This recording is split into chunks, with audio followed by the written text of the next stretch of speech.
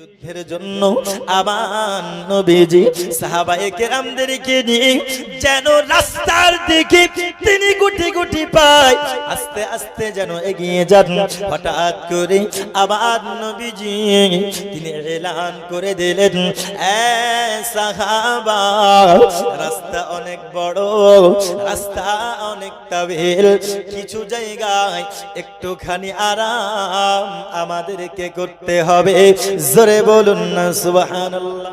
ওরে আমার ধনাইপুর গিরাবের হে আমার যুবক জওয়ান সোনামণি, আমার নবীজি ওই জায়গাতে যেন আরাম করার জন্য বসেছেন। আরাম করার জন্য যখন বসেছি আমার নবী পাক তখন বলতেছেন, এ সাহাবা, এনো এনো আনো, আমি খাবার কিছু খাবো, আমার কাছে পেশ করো।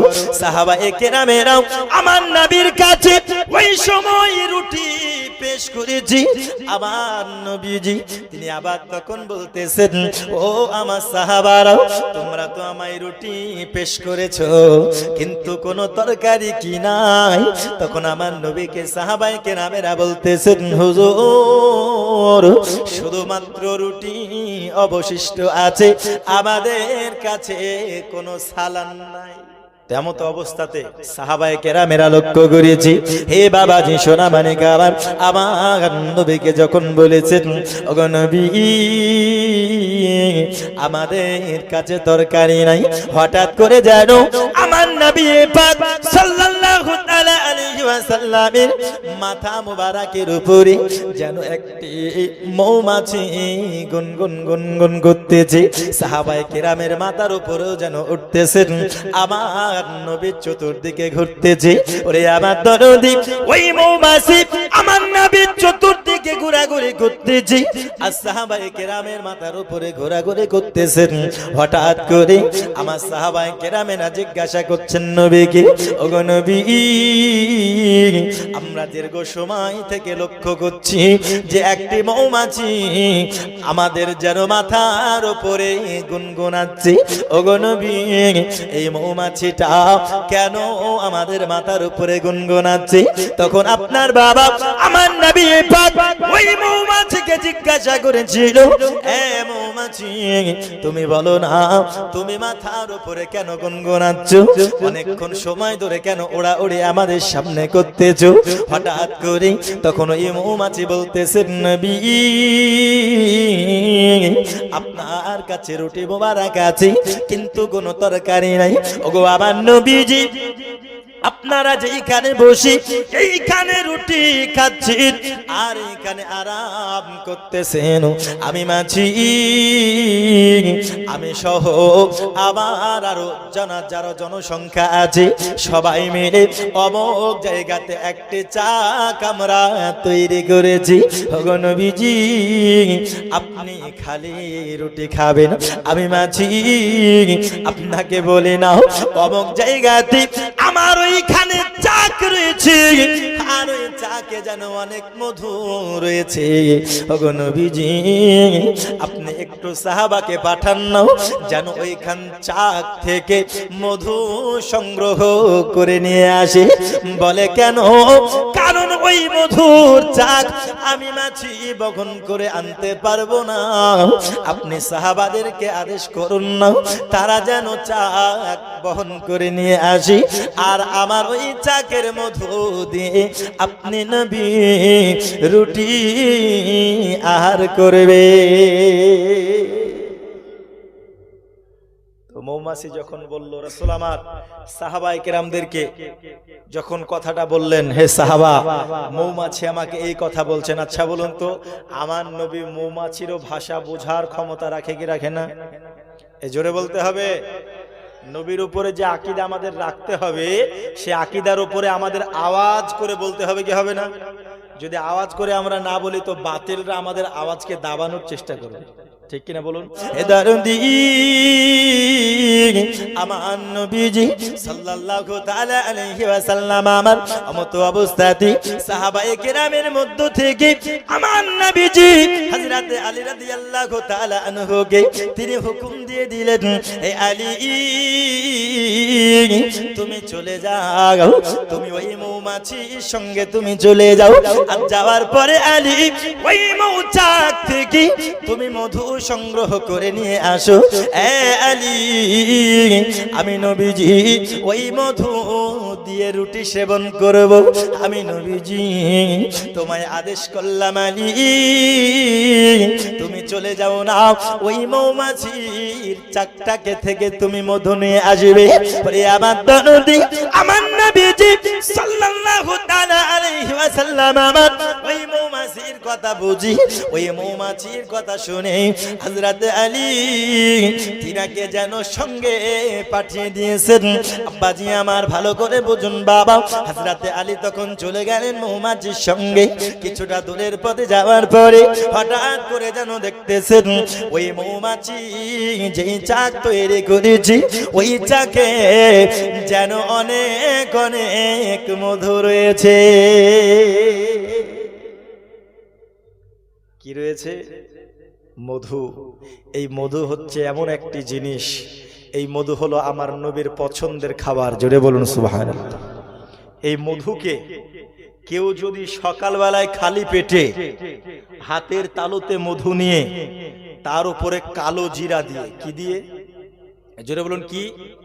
হাদিসে এসেছে মধু আর কালো জিরা একসঙ্গে নিয়ে কেউ যদি হাতের তালুতে করে সকালবেলায় খালি পেটে সেবন করে তো মৃত্যু ব্যতীত প্রত্যেক রোগের শিফা এখান থেকে পাওয়া যাবে। জোরে বলুন সুবহানাল্লাহ।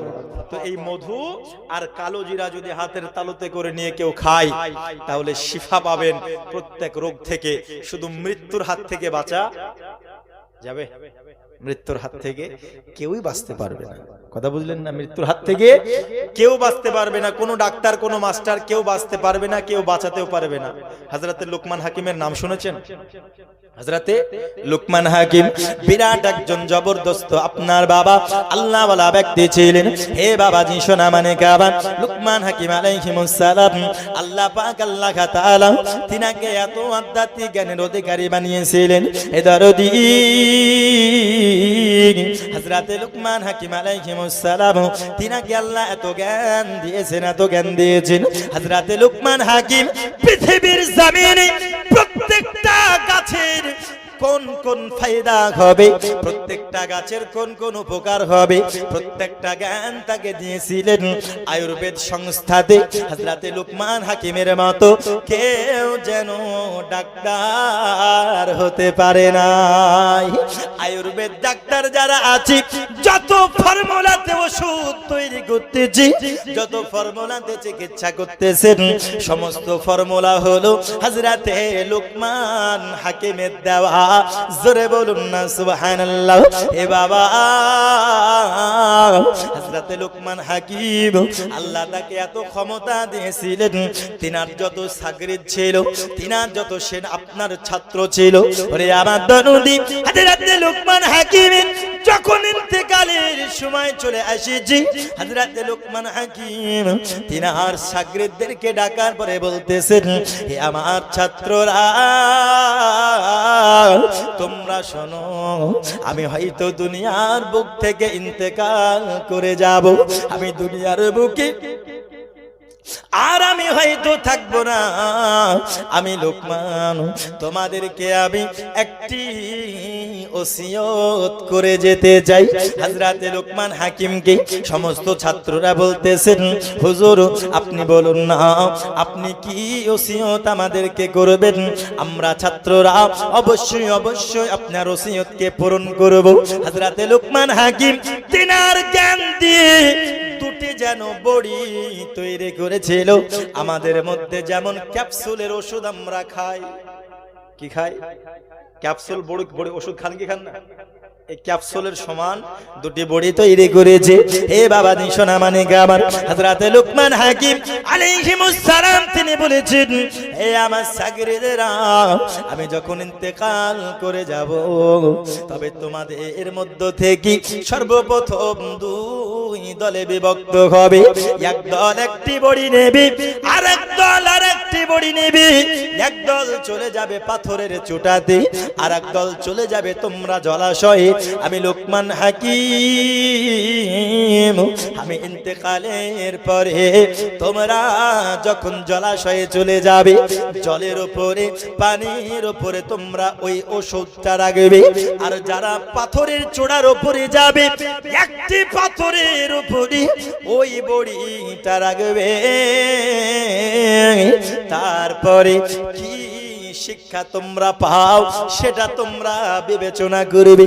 হযরত লুকমান হাকিম এমনটা শিক্ষা দেওয়ার পরে বাবা তিনি যেন দুনিয়া ছেড়ে ইন্তেকাল করে গেলেন।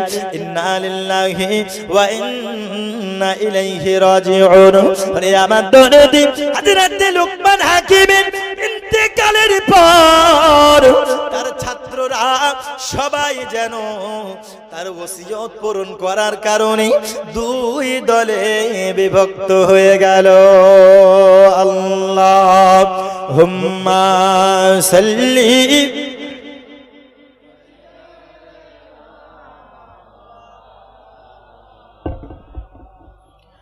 ওয়ালা আলি সাইয়্যিদিনা মাওলানা ওয়ালা আলি মাওলানা মুহাম্মদ সাল্লাল্লাহু তাআলা আলাইহি ওয়াসাল্লাম। কয় দলে বিভক্ত হলো? জোরে বলুন, আমার সঙ্গে একটু কথা বলবেন। দুই দলে বিভক্ত হলো। দুই দলে বিভক্ত হওয়ার পর যে দুটি বড়ি হাতে নেওয়ার পরে একদল চলে গেল পানিতে জলাশয়ের দিকে, আর একদল চলে গেল আপনার পাথরের দিকে।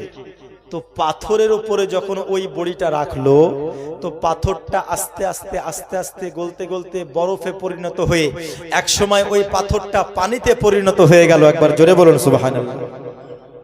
ক্ষমতাটা দেখুন। আর যেই দলেরা জলাশয়ে গিয়েছিল, পানির উপরে ওই ক্যাপসুলটা যখন রেখেছে, পানি থেকে বরফ, বরফ থেকে ওই পানিটা পাথরে পরিণত হয়ে গেল। একবার জোরে বলুন সুবহানাল্লাহ। যেই দল পানিতে রাখলো পাথর হলো, আর যেই দল পাথরে রাখলো পানি হয়ে গেল। দুই দল একত্রিত হওয়ার পরে এইবার সবাই মিলে চিন্তা করতেছে, এ সাগীরদেরা, আমার ভাই জানেরা, আমাদের বাবা লুকমান হাকিম আলাইহিমুস সালাম তিনি আমাদেরকে ওই জলাশয়ে যেন তিনি ক্যাপসুল রাখতে বলেছিলেন, আর যাদেরকে পাথরের উপরে রাখতে বলেছিলেন, এবং তিনি বলেছিলেন রাখার পরে যেটা ঘটবে সেটাকে সামনে রেখে কোনো একটি শিক্ষা নিতে। আমরা সবাই তো দেখলাম পাথর গলে যেন পানি হয়ে গেল, আর পানি জমে জমে যেন পাথর হয়ে গেল। এ বাবা, এখান থেকে কি শিক্ষা আমরা পাবো? সবাই মিলে এই নাতিজা বের করে দিল। হযরত লুকমান হাকিমের ছাত্ররা এইবার বলতেছে, আমাদের হুজুর হযরত লুকমান হাকিম আলাইহিমুস সালাম তিনি আমাদেরকে এই শিক্ষা দিয়ে গিয়েছেন, এ আমার সাগীরদেরা, তোমরা দেখো আমি লুকমান হাকিম, আল্লাহ আমাকে কতই না জ্ঞান দিয়েছেন, কতই না আমাকে আল্লাহ ক্ষমতা দিয়েছে। আল্লাহ আমাকে যেমন এমন পাওয়ার দিয়েছেন, যেমন এমন ক্ষমতা দিয়েছেন, যেমন এমন গাছ গাছড়ার শক্তি আমার মধ্যে দিয়েছেন। আমি লুকমান হাকিম এমন বড়ি বানালাম, যে বড়িতে আমি লুকমান হাকিম পাথর থেকে পানি বানাতে সক্ষম হলাম। আমি লুকমান হাকিম আমার ক্ষমতার বদৌলতে পাথরকে পানি বানিয়ে দিলাম, আর পানিকে পাথর বানিয়ে দিলাম। কিন্তু আমি লুকমান হাকিম আমি আমার মরণের হাত থেকে রেহাই পেলাম না। মরণের হাত থেকে রেহাই পেলাম না। যতই ক্ষমতা থাক, যতই পাওয়ার থাক, যতই টাকা পয়সা ধন দৌলত জমি জায়গা থাক না কেন, যতই জ্ঞান আর যতই পাওয়ার থাক না কেন, মৃত্যু কি কাউকে ছাড়বে বাপ? এই জোরে বলুন, ছাড়বে? আপন জনের কান্না যত সবই শুনতে পাবে,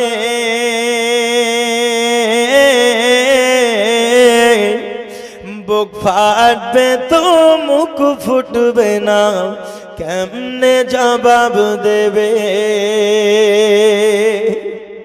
আপন জনের কান্না যত সবই শুনতে পাবে, বুক ফাটবে তো মুখ ফুটবে না, কেমনে জবাব দেবে? কি করে বোঝাবে তুমি, কি করে বোঝাবে তুমি দেহের বেদনা?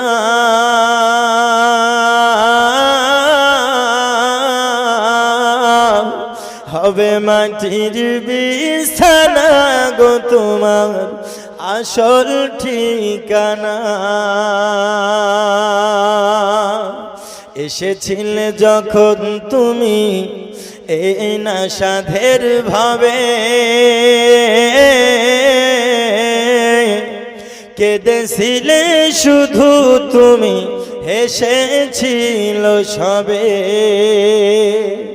যাওয়ার কালে হাসবে তুমি, যাওয়ার কালে হাসবে তুমি, কাঁদবে জামানা।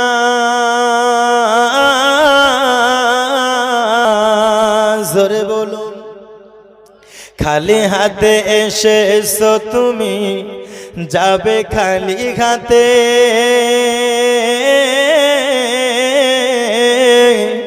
শুধু একটি সাদা কাফন যাবে তোমার সাথে, আর আমল ছাড়াও তোমার সাথে, ঈমান ছাড়াও তোমার সাথে কিছুই যাবে না।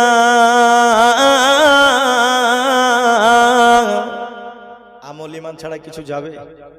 যেটা বলুন যাবে। কিন্তু আজকে আমরা আমল করি না, ইবাদত বান্দেগি করি না, কিন্তু আল্লাহ পাক আল্লাহ তাআলা বলেন, আমি কোরআন শরীফ থেকে পড়েছি, ওয়ামা খলাকতুল জিন্না ওয়াল ইনসা ইল্লা লিয়াবুদুন। আমার আল্লাহ বলেন, আমি জিন এবং ইনসানকে সৃষ্টি করি নাই, কিন্তু করেছি একমাত্র আমার ইবাদতের জন্য।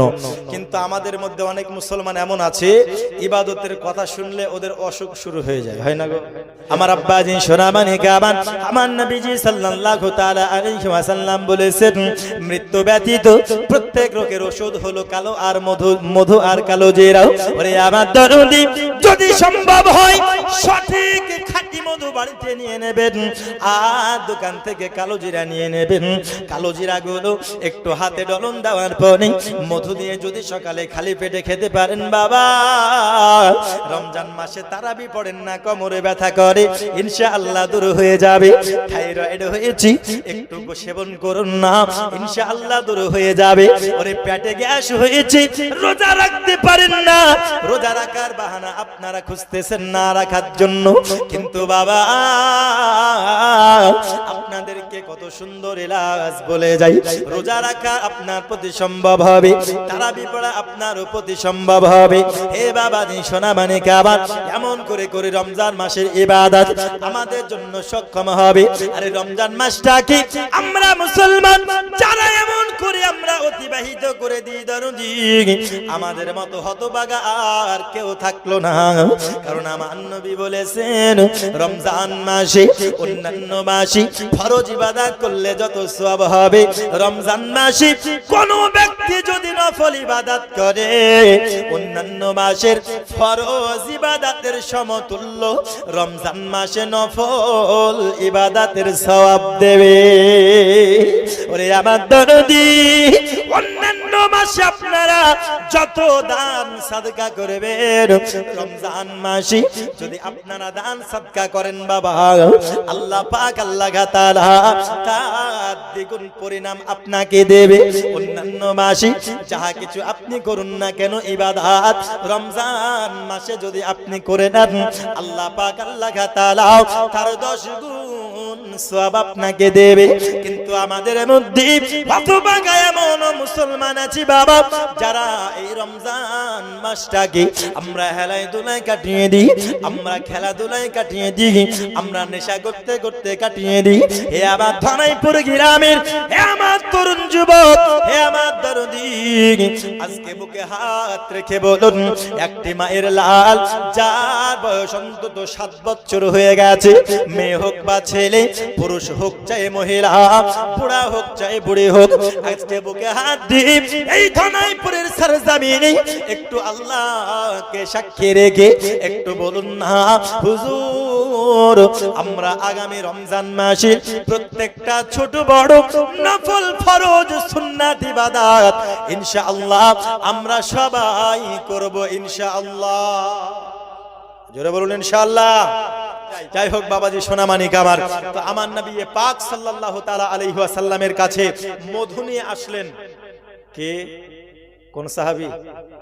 হযরতে আলী এদারদি, হযরতে আলী রাদিয়াল্লাহু তাআলা আনহু তিনি যখন মধু নিয়ে এসেছি আমার নবী ওই মধু মুবারক দিয়ে আমার নবীজি তিনি যেন রুটি সেবন করতেছেন। হে বাবাজি সোনামানিক আমার নবী পাক যখন রুটি খাচ্ছিলেন হঠাৎ করে ওই সাহাবারা দেখতেছে যেই মৌমাছি মধু আনার পূর্বে মাথার উপরে গুনগান করতেছিল, আমরা তো মধু নিয়ে চলে এসেছি, এখনো মৌমাছিটা যায় নাই। ওই মৌমাছি যেন আমার নবীকে কি বলবে, আমার নবীকে কি যেন বলবে। ওই মৌমাছি আমার নবীর চতুর্দিকে যেন গুনগান করতেছে। আমার সাহাবায়ে কেরামেরা আমার নবীকে বলতেছেন, নবীজি ওই দেখুন না মৌমাছি এখনো গুনগান করতেছে। তখন আমার নবীজি ওই মৌমাছিকে জিজ্ঞাসা করতেছেন, এ মৌমাছি তুমি আমায় বলো, তুমি কি আমায় বলবে, তুমি কি আমায় বলবে, তুমি বলো। তেমত অবস্থায় ওই মৌমাছি বলছেন, হুজুর আপনি যেইখানে আছেন, আমার যেইখানে ওই মধুর চাক রয়েছে, ওইখান থেকে আমি যেই ফুল থেকে মধু সংগ্রহ করি হুজুর, বিভিন্ন দিকে আমি চলে যাই, আর আশেপাশের যত ফুল থেকে আমি মধু সংগ্রহ করি, ওই ফুলের মধু আমি যখন চোষণ করি খুবই কড়া মনে হয়। কি মনে হয়? জোরে বলুন, কি মনে হয়? কড়া মনে হয়। কড়া বুঝেন তো? যেমন আমাদের মধ্যে কেউ যদি ধরেন কোনো শরবত করছে, বুঝলেন না, শরবতে চিনিও দেয়, ঠিক না, লেবুও দেয়, তো লেবু যদি একটা জায়গায় 10টা দেয় তো কেমন কড়া হবে, খেতে পারবেন? তো ওটা যখন আপনি মানে চুমুক দিতে যাবেন তো চোখ দুটো বন্ধ হয়ে যাবে, তাই না গো? হ্যাঁ, তো এটাকেও এক ধরনের কড়া বলছে। তো কড়া আর বেমজা মানে স্বাদহীন। কিহীন? স্বাদহীন, কোনো স্বাদ নাই হুজুর। কিন্তু নবী আমার যখন খাচ্ছেন তো রাসূল সাল্লাল্লাহু আলাইহি সাল্লাম অতি সুন্দর যেন স্বাদ তিনার জিহ্বাতে তিনি পাচ্ছেন। জোরে বলুন সুবহানাল্লাহ। তিনি যখন খাচ্ছেন তিনি খুবই সুন্দর তিনি স্বাদ পাচ্ছেন। হে বাবাজি সোনামানিকা আমার, এমত অবস্থাতে ওই মধু যখন মৌমাছি বলতেছেন, হুজুর তবে আপনি আমায় বলুন না কেমন স্বাদ হয়েছে। আমার নবী পাক যেন ওই মৌমাছিকে বলতেছে, এ মৌমাছি তুমি তো বলতেছো আশেপাশে যত ফুল রয়েছে সমস্ত ফুলের রস অনেক কড়া, আর সমস্ত ফুলের রস অনেক কুস্বাদু, কোন স্বাদ তার মধ্যে নাই। কিন্তু মৌমাছি রে, আমি তো দেখি তুমি যেই মৌমাছি আমার জন্য তুমি দিয়েছো এই মধু কতই না সুন্দর, কতই না সুন্দর। তবে কেমন করে এত সুন্দর হলো? তখন মৌমাছি বলে, ইয়া রাসূলুল্লাহ, ইয়া হাবিবাল্লাহ, নবীজি, আমরা মৌমাছি যখন কোন ফুলে আমরা মধু চোষণ করতে বসি, আমরা যখন কোন ফুলে আমরা চোষণ করতে বসি, রস আমরা চোষণ করার পরে যখন আমরা আমাদের ছাতাতে নিয়ে আসি হুজুর, তখন আমরা আপনি নবীর উপরে দরুদ পেশ করি। জোরে বলুন সুবহানাল্লাহ। আরো জোরে হবে না সুবহানাল্লাহ? হুজুর, আমরা দরুদ শরীফ পাঠ করি। ওগো আমার নবীজি, আমরা ওই মধু যখন চোষণ করি তখন কোনো স্বাদ থাকে না, তখন কোনো আপনার স্বাদ থাকে না, তখন কড়া মনে হয়।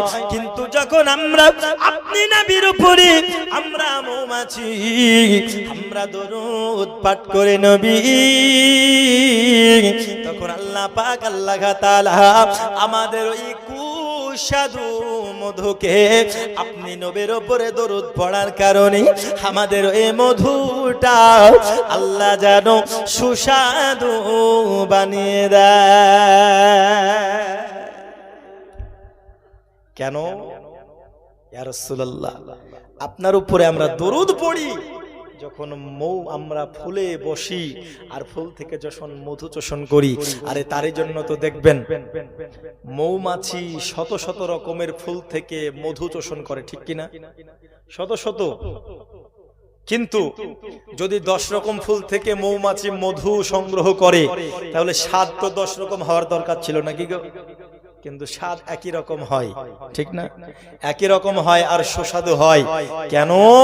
কারণ যখন চোষণ করে সেই ফুলের রস কড়া হোক চাই তিতো হোক, মিষ্টি হোক চাই খাটা হোক, যেমনই হোক না কেন, আমার নবীর উপরে দরুদ পড়ার কারণে আল্লাহ পাক আল্লাহ তাআলা সেই দরুদের বরকতে ওই মধুকে আল্লাহ পাক আল্লাহ তাআলা সুস্বাদু বানিয়ে দেন। জোরে বলুন সুবহানাল্লাহ। আরো জোরে বলুন সুবহানাল্লাহ। তো আমরা হলাম সেই নবীর গোলাম, সেই নবীর উম্মত। আমাদের মনে যতই খারাপ নিয়ত থাক না কেন, আমাদের উদ্দেশ্য যতই খারাপ হোক না কেন, আমাদের যতই গুনাহ থাক না কেন, আমাদের অন্তরে যতই কালো পান থাক, যতই হিংসা থাক, যতই একে অপরের প্রতি আমাদের রাগ থাক না কেন, আচ্ছা বলুন তো বাবা, যদি মৌমাছির সেই কড়া স্বাদ মিষ্টি হয়ে যায় দরুদ পড়ার কারণে, তো আমরাও যদি আমাদের নবীর প্রতি দরুদ পড়ি তো আমাদের কালো অন্তর কি নবীর প্রতি দরুদ পড়ার কারণে পরিষ্কার হবে কি হবে না? জোরে বলুন হবে কি হবে না? যদি পরিষ্কার করতে হয় একবার নবীর উপরে ভক্তি ভরে মোহাব্বতে অন্তর লাগিয়ে ঝুমঝুম আওয়াজে দরুদ শরীফ পাঠ করুন। আল্লাহুম্মা সাল্লি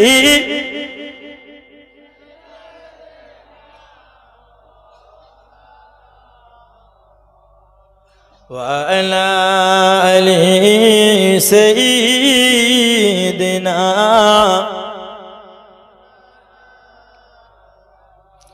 सल्ली अला मुहम्मदीन।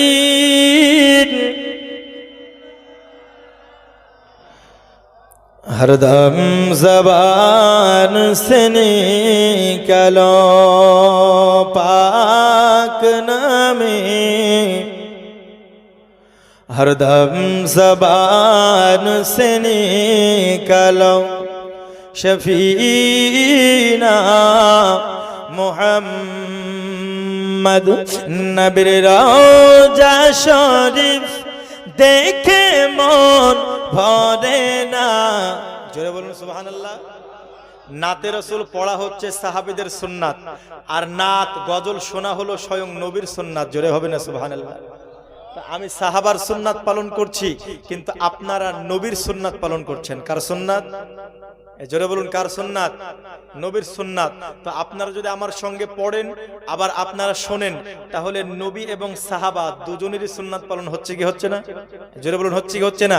তো একটু আমার সঙ্গে বলুন, নবীর রওজা শরীফ দেখে মন ভরে না নবীর রওজা শরীফ দেখে মন ভরে না দিদার দাও গো শাহে মদিনা দিদার দাও গো শাহে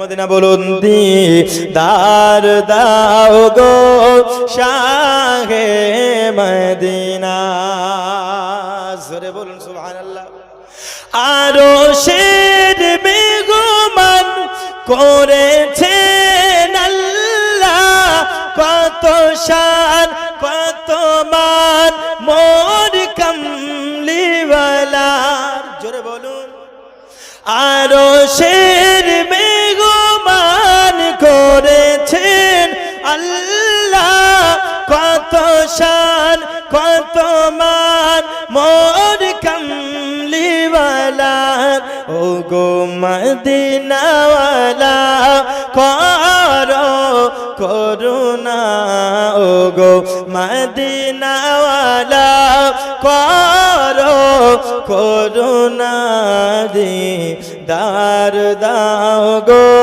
শাহে মদিনা নবীর রওজা শরীফ দেখে মন ভরে না নবীর রওজা শরীফ দেখে মন ভরে না দিদার দাও গো শাহে মদিনা দিদার দাও গো শাহে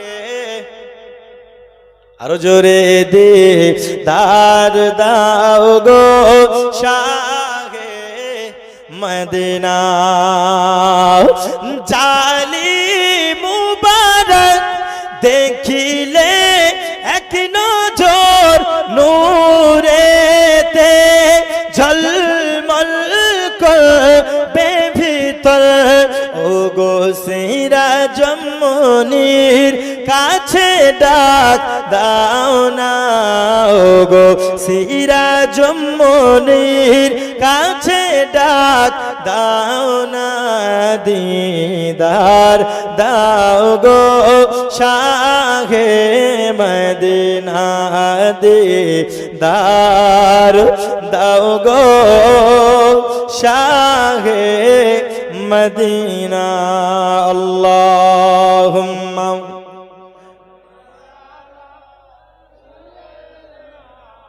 مولانا محمد وعلى آل سيدنا مولانا محمد وعلى آل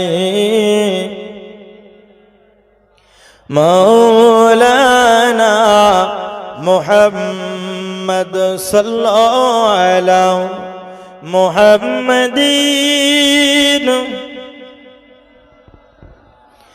محمد ہر دم زبان سے نکلو پاک نامی محمد ہر دم زبان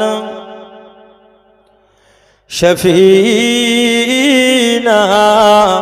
মুহাম্মদ সাল্লাল্লাহু তাআলা আলাইহি ওয়াসাল্লাম তাহলে দরুদ পড়লে আমাদের উপকার আছে না নাই জোরে বলুন কি গো আপনাদের ব্যাটারির চার্জ মনে হচ্ছে ফুরিয়ে গেল হ্যাঁ সুবহানাল্লাহি ওয়া বিহামদিহি দরুদ পড়লে উপকার আছে না নাই যারা বলে দরুদ পড়া বিদআত তাদের কথা শুনবেন শুনবেন গো যারা বলে দরুদ পড়া শিরিক তাদের কথা শুনবেন এই দরুদ হলো এমন একটি ইবাদত আমার আল্লাহ পাক আল্লাহ তাআলা বলেন ইয়া আইয়ুহাল্লাযিনা আমানু সাল্লু আলাইহি ওয়া সাল্লিমু তাসলিমা হে ইমানদার বান্দাগণ তোমরা আমার নবীর উপরে বেশি বেশি দরুদ ও সালাম পড়ো জোরে বলি সুবহানাল্লাহ তো আল্লাহ যখন পড়তে আমাদেরকে বলছেন তার পূর্বেই আল্লাহ বলছেন ইন্নাল্লাহা ওয়া মালাইকাতাহু ইউসাল্লুনা আলান নবী নিশ্চয় আমি আল্লাহ এবং আমার ফেরেশতা মণ্ডলী আমার নবীর উপরে দরুদ পড়ি জোরে বলুন সুবহানাল্লাহ তো যেই দরুদ আল্লাহ পড়ে আমাদেরকে পড়া দরকার আছে না নাই? এই দরুদ পড়াও হলো একটি ইবাদত। দরুদ পড়া কি? জোরে বলুন, কি ইবাদত?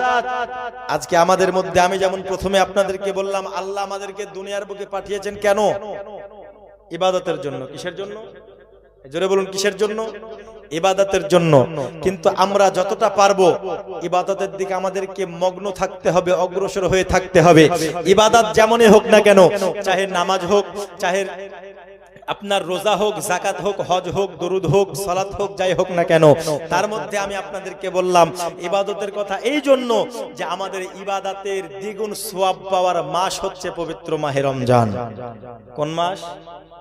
মাহে রমজান মাস। এই রমজান মাসের যারা রোজা রাখে তাদের কত বড় উপকার আর তাদের মর্যাদাটা কত, একটু শোনেন। শয়তান মসজিদের বাইরে দাঁড়িয়ে আছে। কথা বুঝতে পারে না? কে আছে দাঁড়িয়ে? শয়তানের কাজ কি গো? ধোঁকা দেওয়া, শয়তানে ওয়াসওয়াসা দেওয়া, তাই না? সব সময় ইবাদত থেকে ফিরিয়ে রাখবে মানুষকে। ধোঁকা দেওয়া বিষয় হলো শয়তানের। তো মসজিদের সামনে রমজান মাসে হঠাৎ করে যেন শয়তান বাইরে দাঁড়িয়ে আছে। হঠাৎ করে বাবা ওই মসজিদে এমন একজন বুজুর্গ ব্যক্তি যেন দাখিল হতে যাবে, ওই মসজিদের দিকে যেন অগ্রসর হয়েছে। এদারদি ওই বুজুর্গ বান্দা শয়তানকে দেখার পরে বলতেছে, এ শয়তান, ইবাদতের ঘর হলো এটা মসজিদ, আর তো এই মসজিদের বাইরে কে করতেছিস? হঠাৎ করে শয়তান তখন বলতেছে, ওগো আল্লাহর বান্দা, মসজিদের ভিতরে একজন ব্যক্তি নামাজ পড়তেছেন, আমি শয়তান ওর নামাজে আমি ওয়াসওয়াসা দেব। কিসে দেবে? নামাজে ধোঁকা দেবে, ওই নামাজে ওয়াসওয়াসা দেবে, ওই নামাজ তার ভঙ্গ করবে। ওরে আমার বাবাজি, যেমন অনেক হয় মানুষ যখন খুশু খুজুর সহিত নামাজ পড়তে বসে না, শয়তান তার নামাজে ধোঁকা দিয়ে দেয়। হে বাবাজি সোনা মানিক আমার, যখন কোনো ব্যক্তি নিয়াত সম্পূর্ণভাবে করতে পারে না, যখন আপনার 4টে সূরা অন্তত পক্ষে জানে না, যখন আপনার দোয়া মাসুরা কোনো ব্যক্তি জানে না, নামাজ পড়া সম্পূর্ণভাবে কোনো ব্যক্তি যখন জানে না, হঠাৎ মানুষের চোখে লজ্জায় পড়ে যখন ওই ব্যক্তি মসজিদে নামাজ পড়তে যাবে, তখন আপনার বাবা শয়তানের হতে আসান হয়ে যাবে ওই ব্যক্তিকে জাহান্নামী বানানো। কারণ মূর্খ ব্যক্তিকে শয়তান ধোঁকা দিতে বেশি কষ্ট পায় না, মূর্খ ব্যক্তিকে, অজ্ঞ ব্যক্তিকে শয়তান হতে তাড়াতাড়ি ধোঁকা দিয়ে দেয়। বুঝতে পারলেন? অজ্ঞ ব্যক্তিকে শয়তান অতি তাড়াতাড়ি ধোঁকা দিয়ে দিতে চায়, সক্ষম হয়ে যায়। তো রমজান মাস, এবার শয়তান ধোঁকা দিবে কাকে? যে ব্যক্তি নামাজ পড়ছে। বুঝতে পারলেন না? আর বুজুর্গ ব্যক্তির সঙ্গে বাইরে মসজিদে দাঁড়িয়ে আছে শয়তান, আর মসজিদের ভিতরে নামাজি নামাজ পড়ছে। তো শয়তান যদি চায় তো মসজিদের ভিতরে ঢুকে গিয়ে ও তো ওই নামাজি ব্যক্তিকে ওয়াসওয়াসা দিতে পারে। পারে কি পারে না? পারবে। তো তাহলে ওই বুজুর্গ ব্যক্তি এবার জিজ্ঞেস করছে, তো তোমার কাজ যখন ওয়াসওয়াসা দাও, তাহলে তুমি বাইরে কেন? বুঝলেন না? মসজিদের বাইরে কেন? মাসটা কি মাস? জোরে বলুন। রমজান মাস। এই রমজান মাস আসলে বাবা আমরা যারা রোজা করি না, নামাজ পড়ি না, যাকাত দিই না, আমরা যারা তারাবির নামাজ পড়ি না, আবার কত মনে মনে বড় আশা রাখি আমরা জান্নাতে যাব, বলে কি না? জান্নাতে যাব। কিন্তু বাবা জান্নাত তত সোজা নয়, জান্নাত তত সহজ সরল পথ নয় বাবা। ওরে আমার দরদি, এতদিন চলে গেল, বাকি 11 মাস চলে গেল, তোমার নামাজ নাই, রোজা নাই।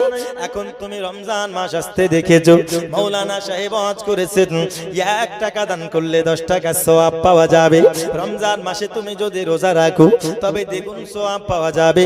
এই আশায় তুমি আল্লাহওয়ালা, আল্লাহ তোমাকে ধনী বানিয়েছে। অন্যান্য মাসে তুমি ফকিরকে 1 টাকাও দাও না, আর রমজান মাস যখন চলে এসেছে তোমার দ্বিগুণ সওয়াব হবে বলে মানুষকে দেখানোর জন্য তুমি অনেকগুলো শাড়ি কিনেছো আর গরিব মানুষকে তুমি বিলীন করতেছো, তা আবার লুকিয়ে ছুপিয়ে নয়, এই মোবাইল দিয়ে সেলফি তুলে তুলে ভিডিও পোস্ট করতেছে। এরকম আছে না নাই? যাদেরকে আল্লাহ টাকা পয়সা দিয়েছে, দেখবেন অনেক ব্যক্তি অন্যান্য 11 মাস যদি তার দরবারে ফকিরও যায়, ওকে ভিক্ষা দেয় না, বুঝলেন না, ওকে ঘুরিয়ে দেয়। আরে রমজান মাস, বাপরে বাপ, ইমাম সাহেব বলেছে 1 টাকা দান করলে 70 টাকার সওয়াব পাওয়া যায়। তো তাহলে আমি দান তো করব, তাহলে নেকি নিতে হবে না, জান্নাতে যেতে হবে না। নেকির কত লোভ দেখেছে, নেকির কত লোভ, কিন্তু ইবাদতের লোভ নাই। একটা কথা মাথায় রাখবেন, লোভ ভালো ঠিক আছে, কিন্তু লোভটা ইবাদতে রাখুন, লোভটা ভালো আমলে রাখুন। আমি দান করা ভুল এটা বলছি না, কিন্তু দান আপনি করুন, কিন্তু শুধু ওই মাসটাই নয়, বাকি আরো দিনে দান করুন। আর লোভ, লোভ ভালো, কিন্তু অতি লোভ ভালো না, ঠিক না বলুন? কথা বলে না, অতি লোভ কি ভালো? হ্যাঁ, অতি লোভ ভালো না। আজকের আমাদের মধ্যে দেখবেন অনেক মানুষ এমন আছে, যদি তাকে খুশি মনে 1000 টাকা কেউ দেয়, আরেকটা যদি পাওয়া যেত তাহলে ভালো হতো নাকি গো, যদি কিছু হয়। অনেক ব্যক্তির লোভ আছে। তো আজকালকার আমাদের ওই রকম কিছু মানুষ আছে যারা অতি লোভ করে, কিন্তু মনে রাখবেন লোভ ভালো, অতি লোভ ভালো না। রমজান মাস আসলে টাকা পয়সা আল্লাহ আপনাকে দিয়েছেন, আপনি সাদকা করুন। অনেক মানুষ দেখবেন সোশ্যাল মিডিয়াতে ভিডিও করে পোস্ট করে না, ভিডিও করে পোস্ট করে। দান করবেন যেন 1 হাত দেবেন, অপর হাত যেন জানতে না পারে। এইভাবে ইবাদত করবেন, আর এই ইবাদত আল্লাহর কাছে গ্রহণযোগ্য বেশি হবে। জোরে বলুন সুবহানাল্লাহ, আরো জোরে বলুন সুবহানাল্লাহ। আব্বাজি আমার ভালো করে বুঝুন বাবা, ওই শয়তান তখন ওই মুরব্বিকে বলতেছে, ওই মুরব্বি বাবা, ওই বুজুর্গ বান্দা শয়তানকে বলতেছি, হে শয়তান, ওই ব্যক্তি মসজিদের ভিতরে নামাজ পড়তেছে, তুমি যদি চাও তুমি তাকে ওয়াসওয়াসা দিতে পারো, কিন্তু কেন ওয়াসওয়াসা তুমি দাও না, তুমি কেন ওয়াসওয়াসা তুমি দিতে যাও না? তখন ওই শয়তান বলতেছে, বাবা, ওই দেখুন না, মসজিদের দরজায় একটি রোজাদার শুয়ে রয়েছে। একটু জোরে হবে না সুবহানাল্লাহ?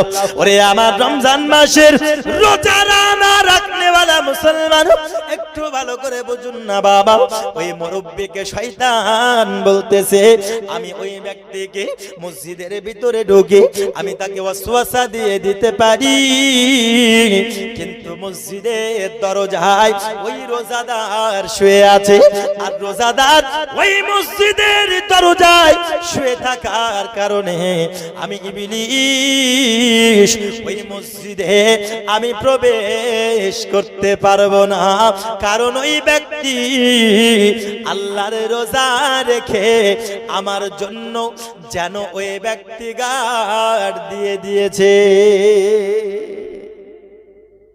এই হচ্ছে রোজাদারের ফজিলত, রোজাদারের সম্মান। কিন্তু আজকে আমরা রোজা রাখি না, আজকে আমরা এই রমজান মাসে ইবাদত করি না, আজকে এই রমজান মাসে আমরা তারাবি পড়ি না। কিছুদিন বাদ দিয়ে আবার শুরু হবে তারাবি 8 রাকাত না 20 রাকাত নাকি গো? অনেক আলেম ওলামা অনেক ফিরকার মধ্যে শুরু হবে 8 রাকাত না 20 রাকাত। কথা বুঝতে পারলেন না? এই নিয়ে আবার শুরু হবে। তো যাই হোক, যেটা হবে সেটা দেখা যাবে। তো আমরা সবাই এই রমজান মাসের রোজা রাখবো ইনশাআল্লাহ। জোরে বলুন ইনশাআল্লাহ। এই রমজান মাসের তারাবি পড়বো তো ইনশাআল্লাহ।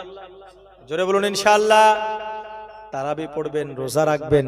রোজা রাখার পরে এই রমজান মাসে যদি বেশি বেশি করে ইবাদত করেন, খাস করে নবীর প্রতি আপনারা যদি একটু বেশি বেশি করে দরুদ পড়েন, আল্লাহ পাক আল্লাহ তাআলার রাসূল খুশি হয়ে যাবেন।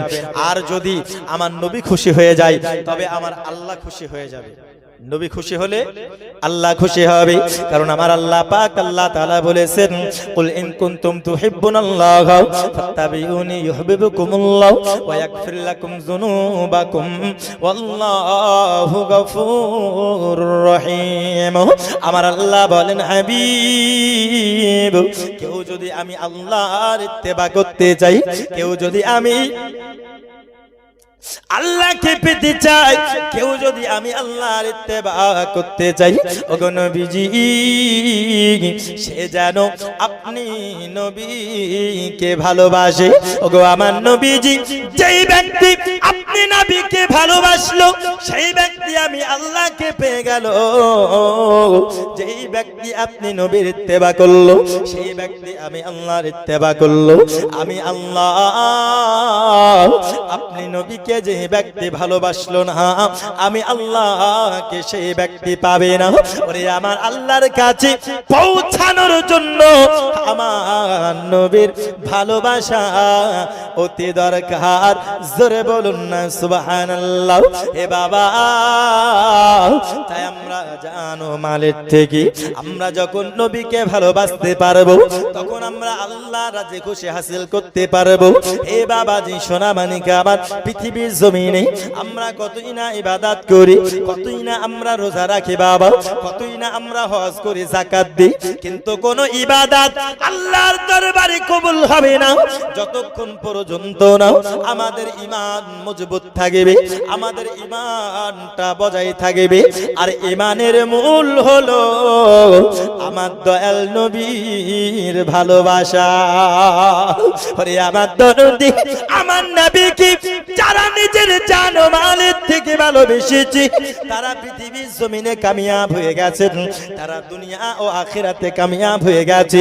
আর যারা নবীকে ভালোবাসতে পারে নাই, নবীকে আবার মুহাব্বত করতে পারে নাই, তারা ইহ জগতেও বরবাদ, পর জগতেও বরবাদ হয়ে গেছে। এ বাবাজি, ওই নবী সাল্লাল্লাহু তাআলা আলাইহি ওয়াসাল্লামকে মুহাব্বত আমরা করি, ওই নবীকে আমরা যারা ভালোবাসি, আমার নবী আমাদের ভালোবাসার উপরে খুশি। কিন্তু নবী যেটা চেয়েছেন তার উল্টো কাজ করলে নবী নারাজ হয়ে যাবে। নবী যেটা করেছেন তার উল্টো কাজ করলে নবী নারাজ হয়ে যাবে। নবী যেটা বলেছেন তার উল্টো কাজ করলে নবী নারাজ হয়ে যাবে। আমরা সবাই বলি আমরা নবীকে ভালোবাসি, কিন্তু আমাদের মধ্যে অনেক মানুষ আছে রোজা রাখে না। আমরা বলি নবীকে ভালোবাসি, কিন্তু আমার নবী নামাজ পড়েছে, আমরা অনেক আছে পড়ি না।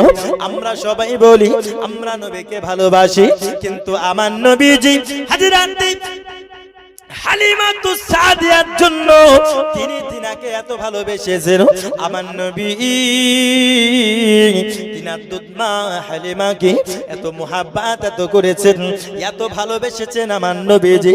হযরত হালিমাতুস সাদিয়া রাদিয়াল্লাহু তাআলা আনহা তিনি একদা মদিনার সরজমিনে যখন উপস্থিত হয়েছেন, হঠাৎ করে আমার নবী হযরত হালিমাতুস সাদিয়ার জন্য মাথার পাগড়ি মুবারক খুলে দিয়েছেন। জোরে বলুন না সুবহানাল্লাহ। ওরে আমার দরদি, আমরা হলাম ওই নবীওয়ালা যেই নবীজি মা জননীকে কত ভালোবেসেছেন। দুধমা হওয়ার পরেও ওই মা জননীকে আমার নবীজি সম্মান করেছে। কিন্তু ওই নবীকে আমরা মাননেওয়ালা, আমরা মুসলমান এমনও আছি নিজের আপন মাকে ভালোবাসি না। আছে না নাই? আপন মাকে ভালোবাসে না, আপন মাকে তারা দেখতে পারে না। এ বাবাজি সোনা মানিকা আমার, তুমি নামাজ পড়তেছো, তুমি রোজা করতেছো, তুমি হজ করতেছো, যাকাত তুমি দিতেছো, কিন্তু বাবা আমার আল্লাহর দরবারে ওই সময় আপনার কবুল হবে যখন আপনার আম্মা জান আপনার উপরে রাজি খুশি থাকবে। যদি আপনার উপরে আপনার মা নারাজ হয়ে থাকে বাবা, আপনার কোন ইবাদত কবুল হবে না, আপনার কোন নামাজ কবুল হবে না, আপনার কোন রোজা কবুল হবে না। আমার দরদি, আপনি যদি কাবা ঘরের ইমাম হয়ে যান, আর যদি আপনার আম্মা আপনার কথাতে কষ্ট পেয়ে থাকে বাবা, তাহলে আপনার কোন ইবাদত কবুল হবে না। এ বাবা, আল্লাহর নবী তিনার একজন সাহাবা যার নাম হলো হযরতে আলকামা। একবার জোরে বলুন না সুবহানাল্লাহ। ওরে আমার দরদি, হযরতে আলকামা রাদিয়াল্লাহু তাআলা আনহু তিনি একদা তিনার মা জননীকে কথার মাধ্যমে তিনি কষ্ট দিয়েছেন, কথার মাধ্যমে তিনি আঘাত দিয়েছে। তিনার মা জননী তিনার কথাতে এত কষ্ট পেয়েছেন, এত কষ্ট পেয়েছে। হযরতে আলকামা রাদিয়াল্লাহু তাআলা আনহু একদা বাবা যখন মৃত্যু শয্যায় সজ্জিত, এমত অবস্থাতে হযরতে আলকামার প্রাণটা থেকে যেন রূহটা বেরোয় না, দেহ থেকে যেন হযরতে আলকামার রূহটা কবরমতে বেরোয় না। এ বাবাজি সোনামানিক আমার নবী পাকের কাছে খবর দেওয়া হলো। আমার নবী পাক সাহাবায়ে কেরামকে পাঠালেন। সাহাবায়ে কেরামকে পাঠানোর পরে সবাই যেন ওই ঘটনাটি দেখলো। আসার পরে বলতেছেন হুজুর হযরতে আলকামা তিনি এত কষ্ট পায়, এত কষ্ট পায়, আলকামার রূহটা যেন বেরোয় না। ওগো আমার হুজুর আপনি একটু চলুন না, আলকামার কাছে গিয়ে দেখুন কেন তার রূহটা বেরোয় না। এ বাবাজি সোনামানিক আমার, কোন ব্যক্তি যদি অসুস্থতা থাকে, কোন ব্যক্তি যদি মৃত্যু শয্যায় সজ্জিত থাকে, আর যদি রূহটা না বেরোয়, ওই ব্যক্তি যেন কঠিন পরিস্থিতির শিকার হয়ে যায়। রে আমার দরদি আমার নবীজি হযরতে আলকামার কাছে পৌঁছালেন। বাবা আলকামার কাছে পৌঁছানোর পরে যখন তিনাকে দেখলো, আমার নবীজি সঙ্গে সঙ্গে আলকামার মা জননীকে ডেকে পাঠালো।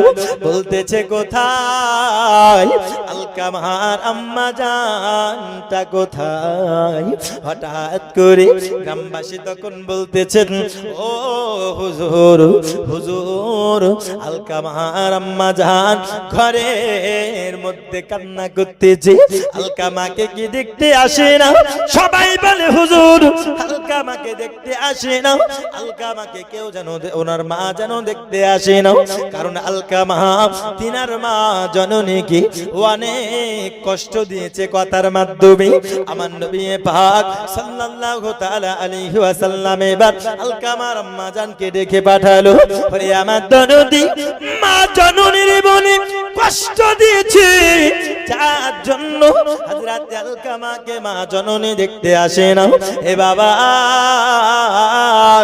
আমাদের মধ্যে এমন ব্যক্তি আছে যারা মা জননীকে আমরা কষ্ট দিই, যারা বাবার মনে আমরা আঘাত দিই। রে বাবা তাই আপনাদের দুটি পায়ে হাত দিয়ে বলে যাই, ওই মায়ের মনে আপনারা কষ্ট দেবেন না, ওই বাবার মনে আপনারা কষ্ট দেবেন না।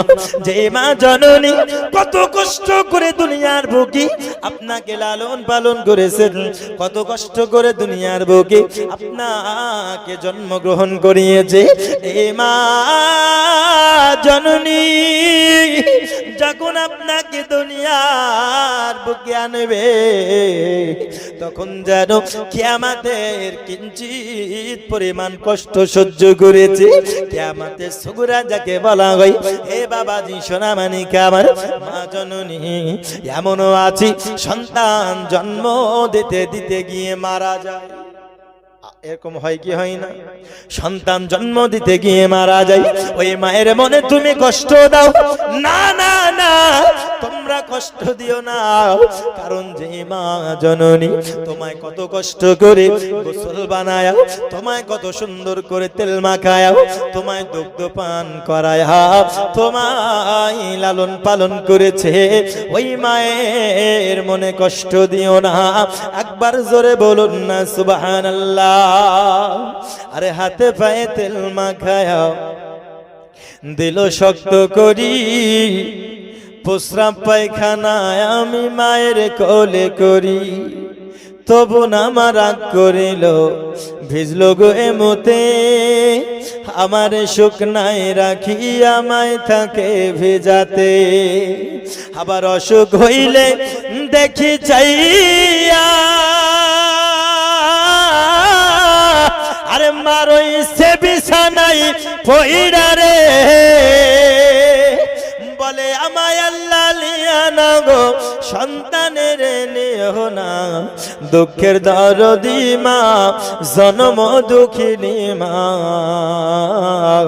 গর্বে ধারণী আমার জনম দুঃখী মা। আরে ল্যাংড়ায় আর কানা খোড়াও যদি বা হয় ছেলে, ধুলা বালি ঝাইড়া বাই টান দিয়া লয় কোলে। পুত্র যদি কুপুত্র হয় তবু নাহি ফেলে, হাজার দোষ রাখিয়া গোপন তবু মায় পালে। আরে মুজাক্কির হোসেন ভেবে বলে, আরে জান্নাত মায়ের কদম তলে রে। তোরা দেখ বুখারী হাদিস খুলে করছে নবী ঘোষণা, দুঃখের দরদি মা, জনম দুঃখিনী মা, গর্বে ধারণী আমার জনম দুঃখী মা। এ বাবাজি সোনা মানিক আমার নবী পাক আলাইহিস সালাম, তিনি আপনার আলকামার আম্মা জানকে ডেকে পাঠিয়েছে। ওরে আমার দরদি হযরত আলকামার আম্মা জান, তিনি তখন আমার নবীর কাছে আসার পরে বলতেছেন, ইয়া রাসূলুল্লাহ, ইয়া হাবিবাল্লাহ, নবী গো আপনি বলুন না আমি মাকে কেন ডেকেছেন? এমন তো অবস্থাতে আমার নবী বলতেছি, ওগো মা জননী, আপনি কি আপনার সন্তানের অবস্থা দেখেন না? আপনি কি আপনার সন্তানের কথা আপনি কি দেখেন না? আপনার সন্তান মৃত্যু শয্যায় সজ্জিত, কিন্তু আপনি ঘরের মধ্যে কেন গো মা? হঠাৎ করে আমার নবী পাক আলাইহিস সালামকে আলকামার আম্মা জান সমস্ত ঘটনা খুলে বলেছি, ওগো নবীজি আমি আলকামার মা, আমাকে এমন শব্দ ব্যবহার করেছে, আমাকে এমন মনে আঘাত দিয়েছে, আমি মা জননী আলকামার উপরে অনেক নারাজ রয়েছি।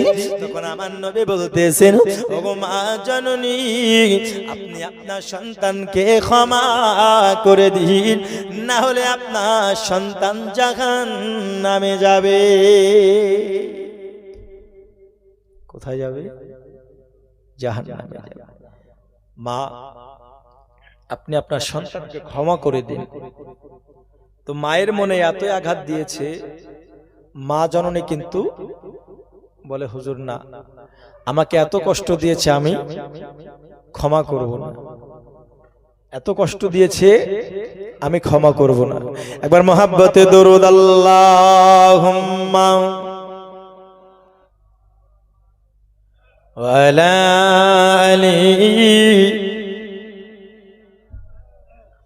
हरदम ज़बान से निकलो, हरदम ज़बान से निकलो, हे दर्दी। এমন তো অবস্থাতে হযরত আলকামার আম্মা জান বলতেছে, না না না, আমি আমার সন্তানকে ক্ষমা করতে পারবো না।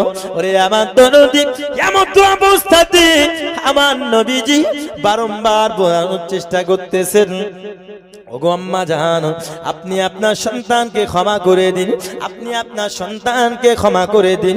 বারংবার যখন বলতেছেন, আমার নবী পাক আলাইহিস সালামকে তখন বলতেছেন, না না না, আমি ক্ষমা করব না।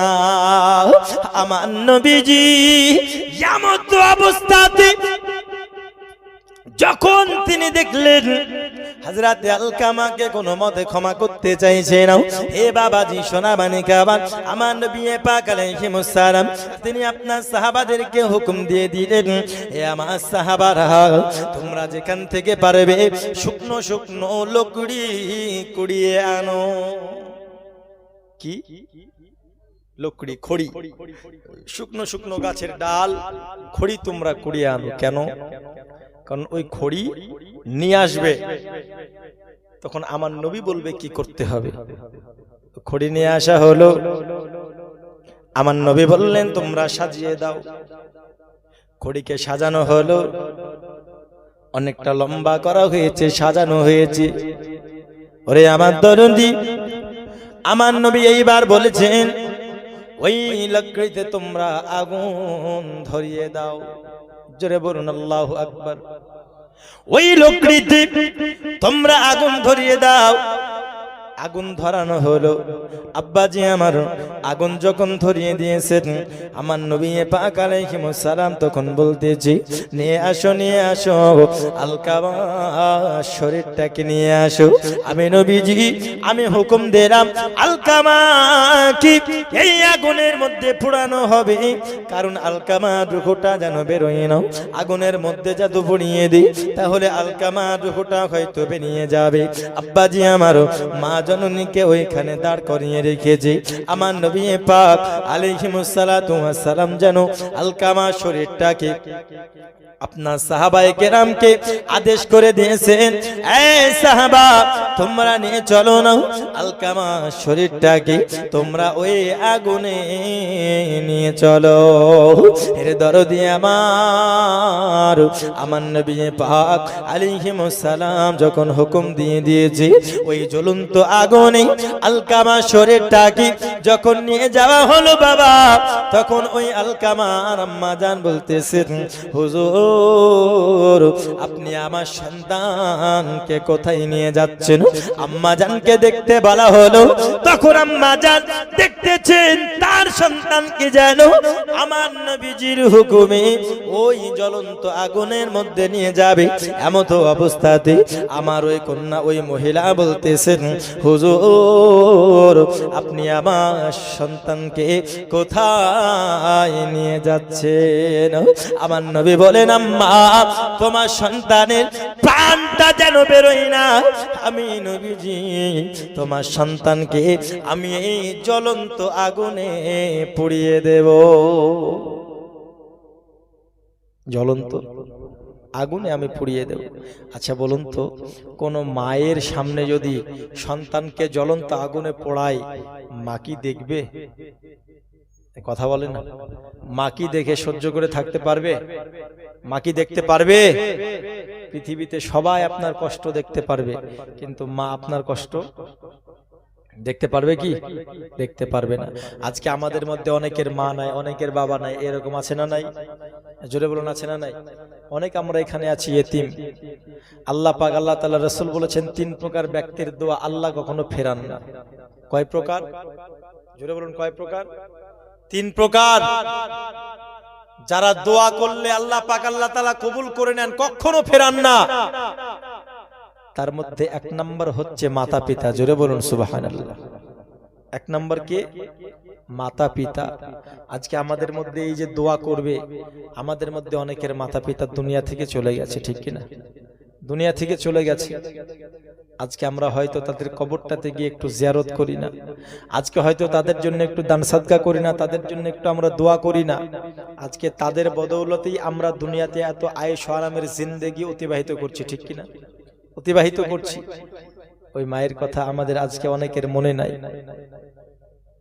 বাড়ি থেকে যদি আমরা বের হই, যাদের মা নাই তারা হয়তো আফসোস করে, আল্লাহ যদি আমার মা থাকতো, আজকে আমি অমুক জায়গায় যাচ্ছি, হয়তো মাকে একটু বলে যেতাম, ঠিক না? তারা আফসোস করে। কিন্তু দুর্ভাগ্যের ব্যাপার হলো, কথায় আছে দাঁত থাকতে দাঁতের মর্ম বোঝে না। যাদের মা আছে তারা কোনো জায়গায় গেলেও মাকে বলে যাওয়ার প্রয়োজন মনে করে না, ঠিক না? প্রয়োজন মনে করে না। কোনো জায়গায় ঘুরতে যাবে, কোনো জায়গায় বেড়াতে যাবে, অনেক সন্তান এমন আছে মাকে বলারও প্রয়োজন মনে করে না। কিন্তু মাকে বলুক আর না বলুক, স্ত্রীকে কিন্তু বলতে ভোলে না, ঠিক না? স্ত্রীকে বলতে ভোলে না। বাপ, স্ত্রী ভালোবাসার জিনিস, স্ত্রীকে ভালোবাসুন, বলুন। কিন্তু তার সাথে সাথে আপনি যদি কোনো জায়গায় যান, মা জননীকে একটু বলুন, একটু বলে বাড়ি থেকে বেরিয়ে যান। দেখবেন মা যদি আপনার জন্য দোয়া করে দেয়, আল্লাহ দোয়া কবুল করবে কি করবে না? জোরে বলুন, করবে কি করবে না? দোয়া করবে। আর মা জননী যদি একটু দোয়া করে দেয়, আল্লাহ তুমি আমার সন্তানকে সুস্থ সহি সালামতে রেখো, আল্লাহ পাক আল্লাহ তাআলা এই দোয়া কবুল করে আপনার রোগ বালা মুসিবত দূর করে দেবেন। জোরে বলুন সুবহানাল্লাহ। রোগ বালা মুসিবত আল্লাহ দূর করে দেবে। কিন্তু মুসলমান, 1 নম্বর হলো পিতামাতা, আর 2 নম্বর হলো মাজলুম ব্যক্তি। কোন ব্যক্তি? মাজলুম মানে হচ্ছে অত্যাচারিত ব্যক্তি, অত্যাচারী নয়, অত্যাচারিত ব্যক্তি, যে ব্যক্তির উপরে অত্যাচার করা হয়েছে। কথা বুঝতে পারলেন না? অত্যাচারিত ব্যক্তি, মাজলুম ব্যক্তি যদি আল্লাহর কাছে কান্না করে করে দোয়া করে, আল্লাহ দোয়া কবুল করে নেবেন। আজ আপনি একটু চেষ্টা করে দেখুন, লক্ষ্য করে দেখুন, আপনি কারো মনে এরকম জুলুম করেননি তো? কারো প্রতি আপনি অত্যাচার করেননি তো? হয়তো টাকা পয়সার দিক দিয়ে, হয়তো জমি জায়গার দিক দিয়ে, হয়তো ধনসম্পদের দিক দিয়ে, হয়তো ক্ষেত খামারের দিক দিয়ে যদি আপনি কারো মনে অত্যাচার করে থাকেন, কারো সঙ্গে জুলুম করে থাকেন, সেই ব্যক্তি যদি আল্লাহর কাছে দোয়া করে আপনার বরবাদের দোয়া করে, আল্লাহ কিন্তু দোয়া কবুল করে আপনার বরবাদ করে দেবে। দোয়া কবুল করবে কি করবে না? দোয়া কবুল করিবি। হে বাবাজি সোনা মানিক আমার, আমার আপনার নবীজি সাল্লাল্লাহু তাআলা আলাইহি ওয়াসাল্লাম বলেছেন 3 প্রকার ব্যক্তির দোয়া আল্লাহ ফেরান না। 1 নাম্বার হলো পিতামাতা, 2 নাম্বার হলো মাজলুম ব্যক্তি, 3 নম্বর ব্যক্তিকে আমি বলবো। তার পূর্বে আমি আপনাদেরকে বলে দেই বাবা, হযরতে আলকামা রাদিয়াল্লাহু তাআলা আনহার আম্মা জান, তিনি আপনার যখন শুনেছি আমার সন্তানকে জ্বলন্ত আগুনে পোড়ানো হবে, এ বাবা এমত অবস্থাতে আমার আলকামার আম্মা জান বলতেছেন, ওগো আমার নবীজি, না না না, আপনার 2টি কদমে ধরি গো নবী, আপনি আমার সন্তানকে ওই আগুনে পোড়াবেন না, কারণ আমি মা জননী, আমি আমার সন্তানকে আগুনে পোড়া দেখতে পারবো না। আমার সন্তান আমার সামনে জ্বলন্ত আগুনে পড়বে, আমি মা, আমি যেন সহ্য করতে পারবো না। ওগো নবী, আপনি আমার সন্তানকে আগুনে পোড়াবেন না, কারণ আমি জানি ওই ভয়ঙ্কর আগুন কত বড় কঠিন। পৃথিবীর জমিনে যদি আমরা খালি পায়ে পিচ রাস্তায় দাঁড়িয়ে যাই, আব্বাজি আমারও, আমরা খালি পায়ে পিচ রাস্তায় দাঁড়াতে পারি না। এই দরদি সোনা বানিকা বান, কিন্তু জ্বলন্ত আগুনের উপরে কেমন করে আমরা অতিবাহিত হব? জ্বলন্ত আগুনের উপরে কেমন করে আলকামা শুয়ে থাকবে? ওরে আমার দরদি, তখন আমার ওই আলকামার আম্মা বলতেছে, ইয়া রাসূলুল্লাহ,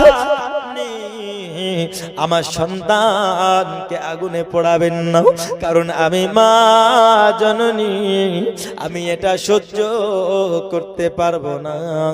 তখন আমার নবী তিনি বলতেছেন, এ মা, তোমার সন্তানকে তুমি দুনিয়ার জমিনে এই দুনিয়ার কিঞ্চিত পরিমাণ আগুনে পোড়া দেখতে পারবে না, তার জন্য তুমি কত কষ্ট করে ঝরঝর করে কান্না করতেছো।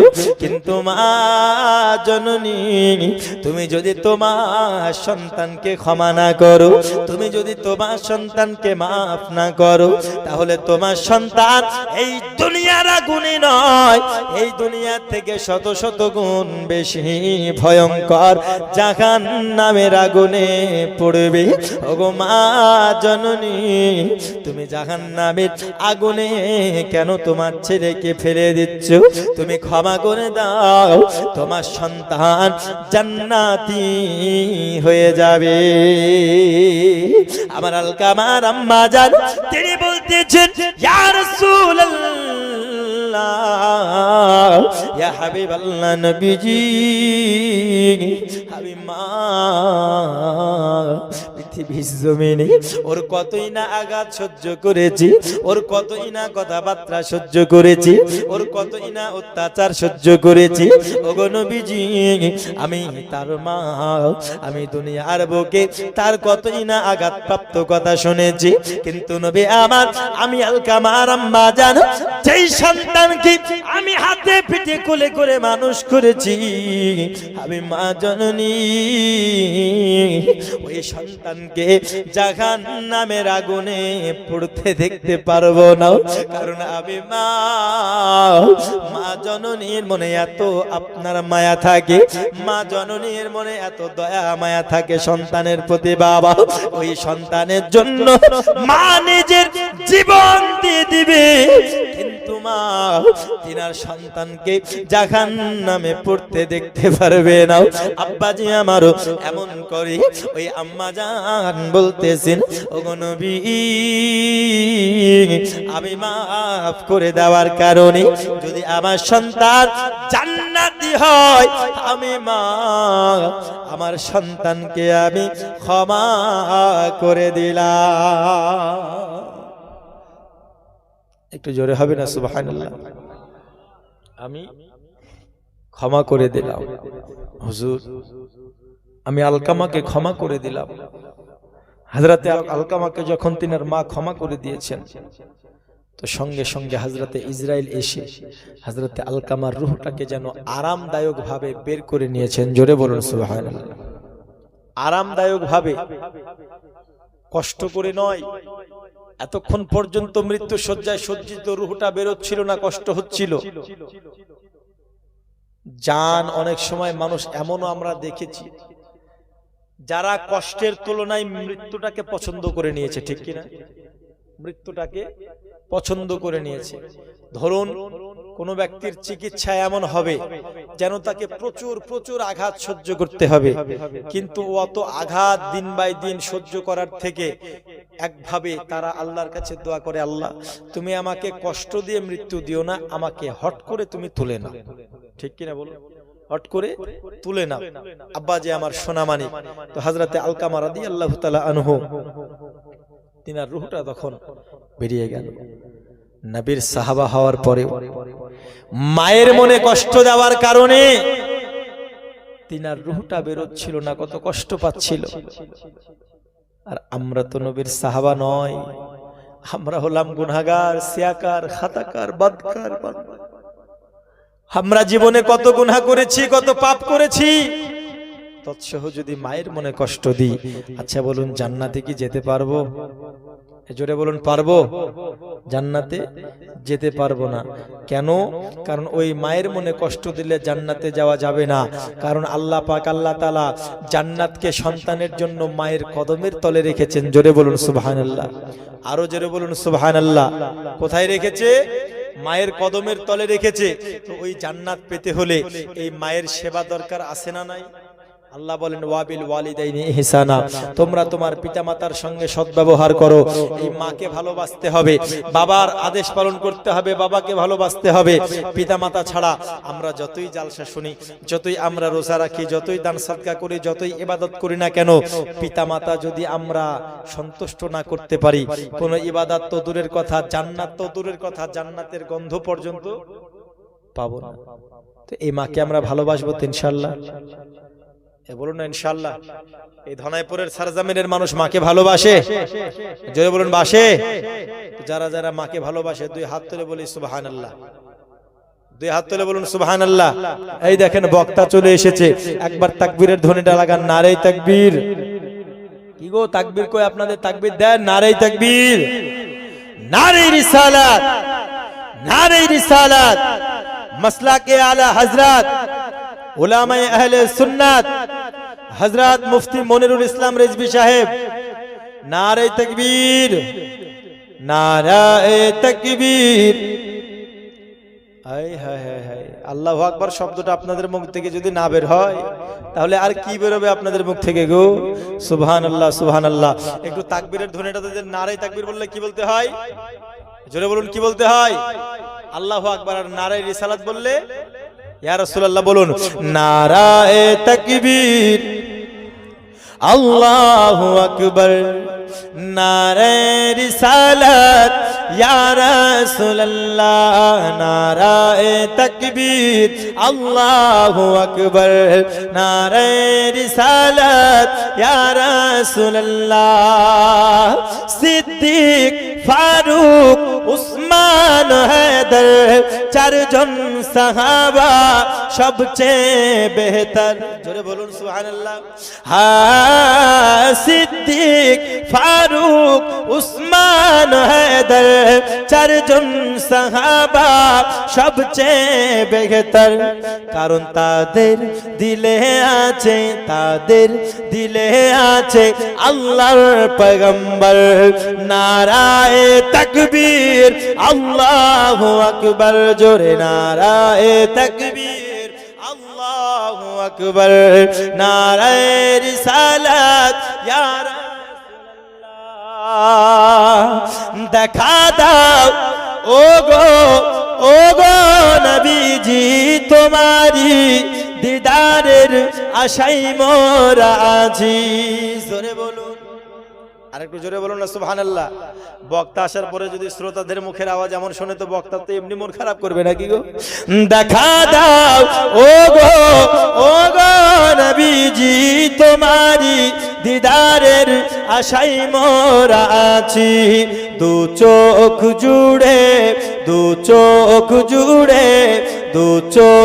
জুড়ে দেখবো পয়গম্বর নারায়ে তাকবীর ও আকবার জোরে নারায়ে তাকবীর আল্লাহু আকবার নারায়ে রিসালাত ইয়া রাসূলুল্লাহ নারায়ে তাকবীর দুই হাত তুলে নারায়ে তাকবীর নারায়ে রিসালাত মাসলাকে আলা হযরত ধনাইপুর জলসা কমিটি ধনাইপুর শ্রোতা বিন্দু নারে তাকবীর নারে রিসালাত